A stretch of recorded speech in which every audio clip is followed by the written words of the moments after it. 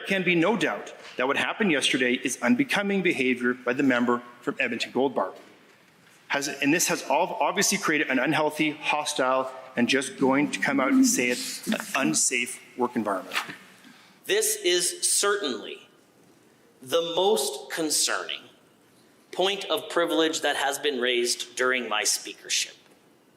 I'm deeply concerned about the impacts of that this interaction and this behavior by the honourable member for Edmonton Gold Bar will have and could have on other members and their ability to conduct their business. Adam Soos here for Rebel News with a troubling story emerging from the Alberta legislature. The UCP representative for Camrose, Jackie Lovely, was accosted by the NDP representative for Edmonton Gold Bar, an individual by the name of Marlon Schmidt. This incident took place after a debate had unfolded in the chamber, as they tend to do, on a relatively innocuous subject, the subject of urban parks and federal funding.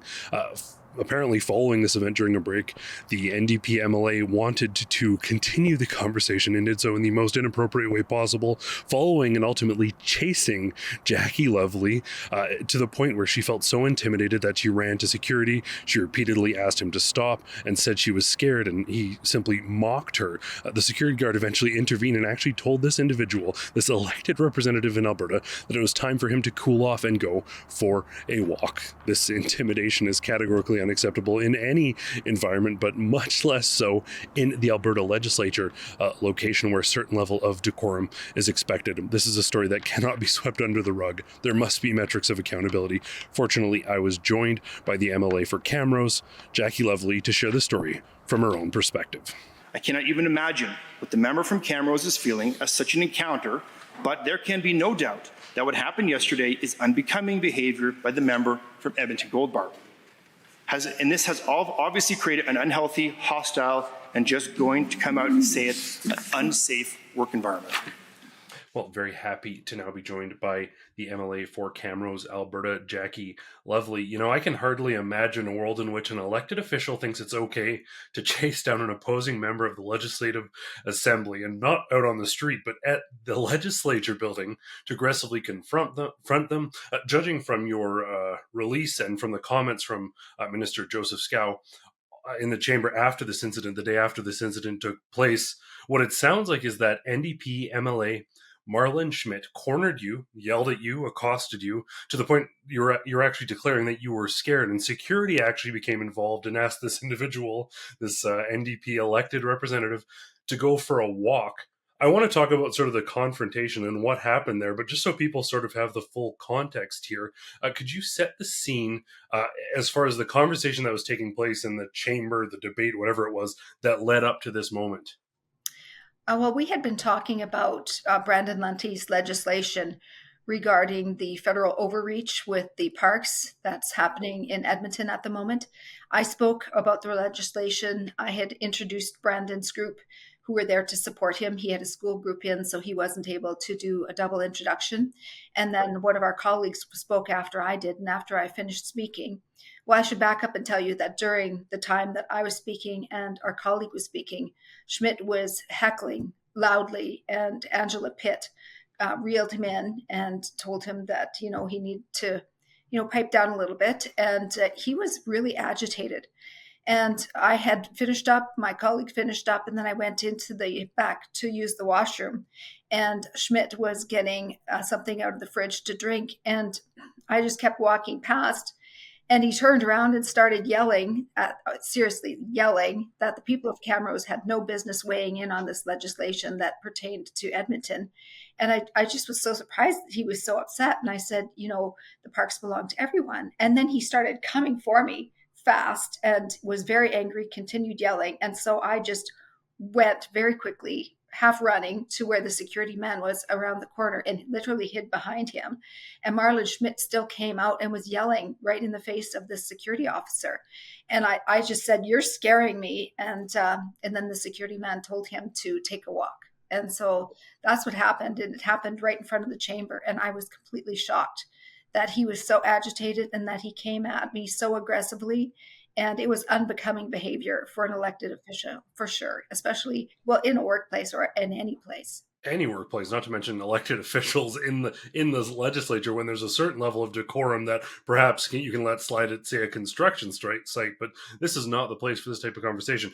The reason I chose to raise this point of privilege is because there is a difference between heated remarks made during the course of debate in the chamber and to have a member intentionally seek out another member in order to verbally intimidate and prevent them from fulfilling their parliamentary duties, something they were duly elected to do.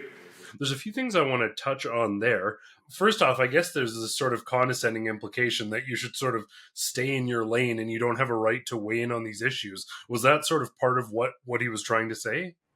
Well, it's my understanding from the comment that he made that this issue is pertaining only to Edmonton, but that's not the case. The park may be located in Edmonton, but the fact is there's many people who come in from Edmonton and use the park system here. And the federal overreach is concerning for my community because we have a park system there as well.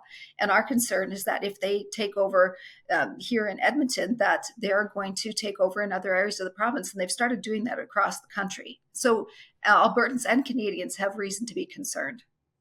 Heated debates happen. There can even be quips and jabs back and forth. But have you ever seen someone everyone else, I'm assuming, has a level of decorum where you go out, you're taking a break, you're running to the restroom, people aren't screaming at each other. Have you ever seen anything like this before? Never. I have never, ever I've been reelected twice now, and I've never seen anything like it. And I hate to get into sort of the sort of political conversation, but the NDP very much brands themselves as pro-women. They encourage women to get in politics. What do you make when a male MLA from the NDP basically accosts, intimidates you in such an aggressive way to the point that security feels they have to get involved? Well, I just was remembering with one of my colleagues earlier today that Marlon Schmidt actually said Margaret Thatcher, her death was 30 years too late. Remember that? And before I continue to go on, just let me say that I am no fan of Margaret Thatcher. If nothing else goes right for me in a day, Madam Speaker, I can at least count on enjoying the fact that Margaret Thatcher is still dead. And the only thing that I regret about Margaret Thatcher's death is that it happened probably 30 years too late. That is just such horrible language and a horrible thought. And I have such admiration for the work that Margaret Thatcher did as an elected official and quite admire her. So the other thing that he had said in the past is, this doesn't pertain to women, but he called Devin Dreeshen son of a rich farmer. I mean, he's so condescending. And I just really think that he needs to get some help. He needs some anger management training. And I think he needs some psychological help, to be honest with you. As a party, still under Rachel Notley's leadership presently, obviously there's a leadership race taking place, but has he apologized? Has the NDP apologized? Has there been a formal retraction? And ultimately, I guess, how can someone like this be allowed to continue after this incident took place? What's the response been like? Well, there was a 10-minute exchange in the chamber. I wasn't present, but Joseph Scow, our House leader, brought it up as a point of privilege, and the speaker addressed it as well. And it was a very stern address that the speaker gave to Marlon Schmidt. And ultimately, Marlon Schmidt gave kind of a half apology. And then it was dismissed after that. So I'm disappointed with the lack of follow-up that's happened. But I will tell you, I have had tremendous support from my colleagues, especially my male counterparts. They have been just exceptional through all of this. There is a significant and tangible difference between a member feeling threatened or being threatened by a member of this assembly outside of the protections of the four walls of this chamber. And so I am gravely concerned about the actions of the honourable member for Edmonton Gold Bar. I'm particularly concerned and have expressed my concern that this incident took place outside of the chamber. This, unfortunately, is not the first offence of the member for Edmonton Gold Bar. And while there have been other points of privileges raised in this assembly about the conduct of members, on each of those occasions, the conduct took place inside the assembly, whereas I just mentioned, there are other protections in place. This is certainly the most concerning point of privilege that has been raised during my speakership. I'm deeply concerned about the impacts of that this interaction and this behavior by the honourable member for Edmonton Goldbar will have and could have on on other members and their ability to conduct their business. Just what sort of is the personal impact on you encountering this in a workplace, a place where you never thought this would happen?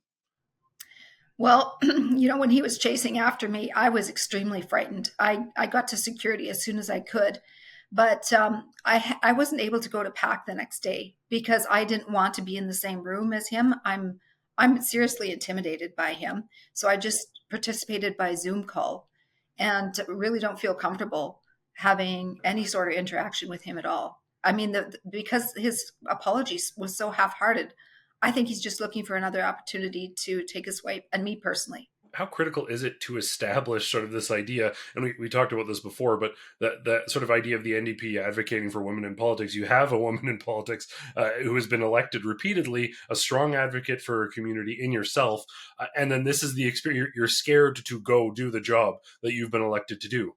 Mm-hmm. It was surreal. And excuse me, I'm losing my voice because it just makes me feel so stressed about the whole thing again.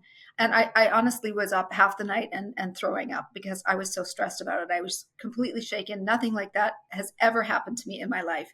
And so I don't know what to tell you. It was the most horrible experience ever. What in your mind would the NDP have to do to make this right? What's a sort of actual, I mean, simply having them be reprimanded, a half-hearted apology, and the UCP, your colleagues supporting you, it doesn't seem like the sort of elephant in the room where the NDP is endorsing this sort of behavior, or at least not condemning this sort of behavior, has been addressed. What needs to be done? I call for his resignation. Seriously, I don't think he represents his people well. He's become unhinged. He's just so overly aggressive. It's not necessary. And I hear people calling all the time that they want some more unity, more collaboration between parties and between governments. And so I just don't think he's capable of doing that. I think it's important for his constituents to know of his conduct. And if nothing else, maybe they think twice when it comes time for the next election. But I seriously think that the NDP need to suspend him, if nothing else. We have reached out to the Alberta NDP seeking comment on this troubling incident, and should they decide to provide one, we will be sure to share that with you as well. Hey guys, if you're a young adult between the ages of 18 and 30 and you're considering a career in journalism, well, I have an incredible opportunity for you, and that is the 3rd annual Student Journalism Conference and Job Fair. It is a unique opportunity to get access to people who are doing real journalism in the field and to perhaps even be looked at for a job. That's right, you could be working alongside me. This conference takes place July 12th to July 14th in Toronto, Canada, and you can apply at thedemocracyfund.ca.